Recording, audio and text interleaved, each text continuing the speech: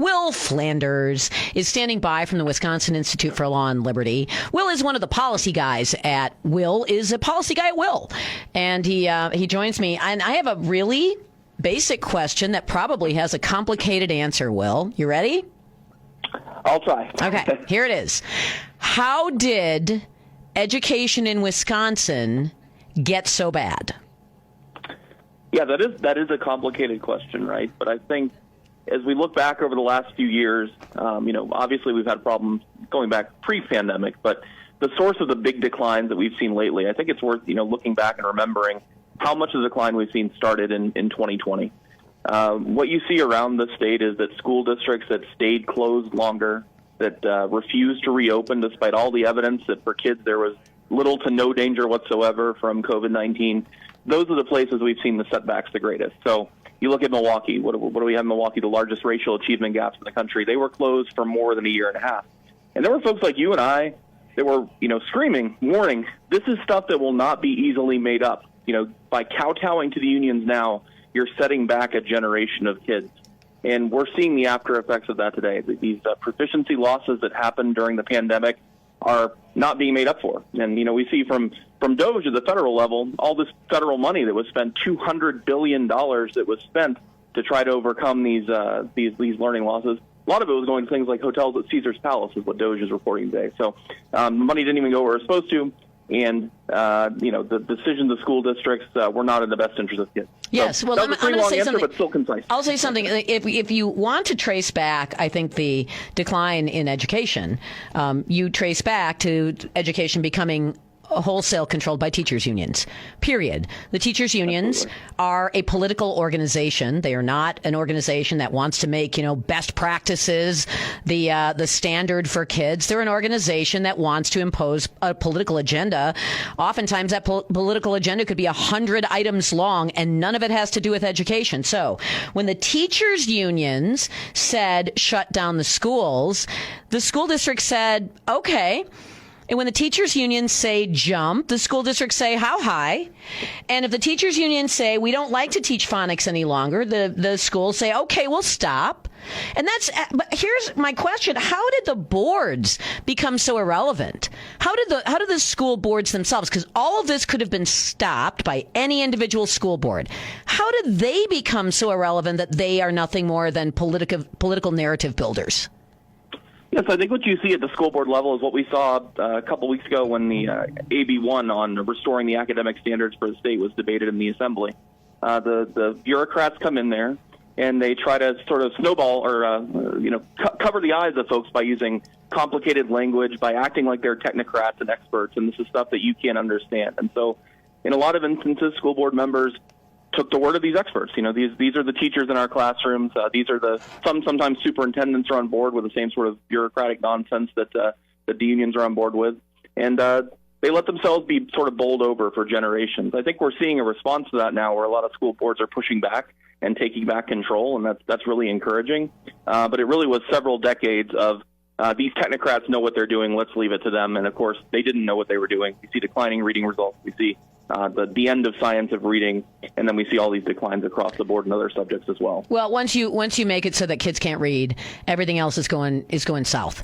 That's just the way it is. Reading is the most important thing, and once you have taken apart the ability of kids to understand language, then they cannot put together the puzzle of the world around them. And if they can't do that in their immediate world around them with language, they're not going to be able to do that at a larger level. They use words like pedagogy, epistemology, and people go, I have no idea what that crap means. Well, they did this with Common Core, Will, when a whole bunch of parents realized that Common Core had nothing to do with improving outcomes. It had everything to do with actually lowering to a kind of a lowest common denominator standard, and then getting rid of things that were rigorous and getting rid of, advanced access to, moving through the material quicker for kids who are talented.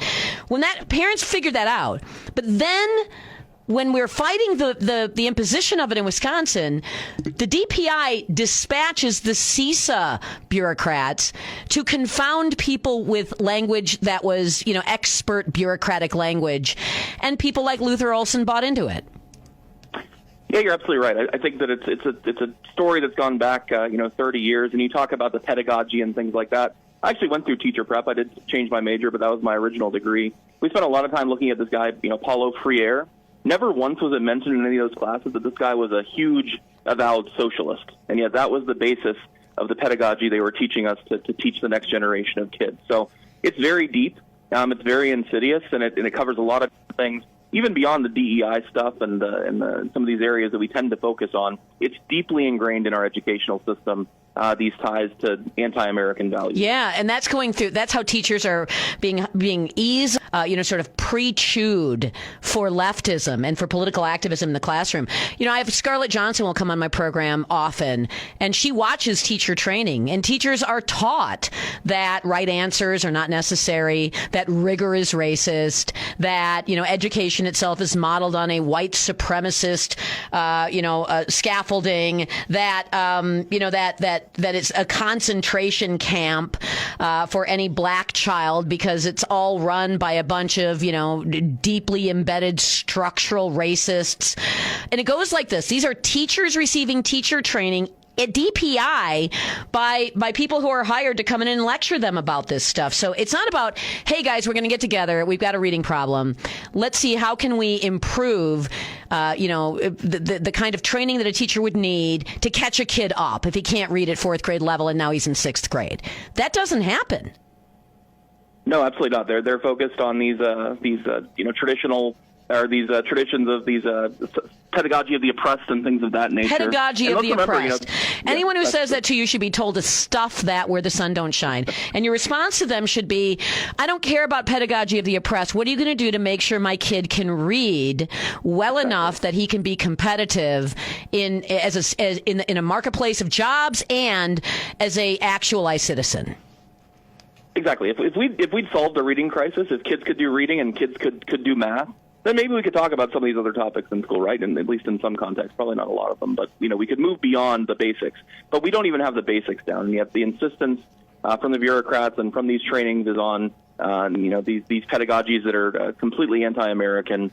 And let's remember, if you're a teacher who's not political, if you're someone who's 18, 20 years old, just wants to teach kids, you may not have the filters to understand that you're being indoctrinated into this stuff. So you end up with a generation of teachers that are feeding this to kids that may not even know what they're doing is aligned with this anti-American agenda. Yes. That's a huge problem. And how many generations do you think that have gone through this poison, this toxic, poisonous system, to come out the other end as they're not going to be effective teachers? Not to say that they're bad human beings, but they're not going to be effective teachers. Our teacher training in Wisconsin is producing this, and so when in this again, it's all driven by the political agenda of in Wisconsin. It's WEAC. Even though we have Act 10 in place, it didn't diminish the power of the unions. It's META in Milwaukee. I'm sorry, MTEA in Milwaukee, MTI in Madison. It's NEA at the national level and AFT. These unions are really in control, and so the state of Wisconsin, I guess, doesn't want to go do battle with them because there's all kinds of ways the legislature could intervene here. Yeah, you're absolutely right. I know you're going to talk to Kyle about some of the negative prospects of Act 10 ending coming up soon, and beyond the financial implications you're going to talk about with him. Let's realize that as much as teachers' unions are emboldened now to think they're in control, that's going to be triple-fold if we remove Act 10, because they'll be emboldened, they'll be empowered to negotiate on financial things, but they'll also be empowered to fight harder against some of the reforms that we're discussing today, like the science of reading and things like that. The science of reading.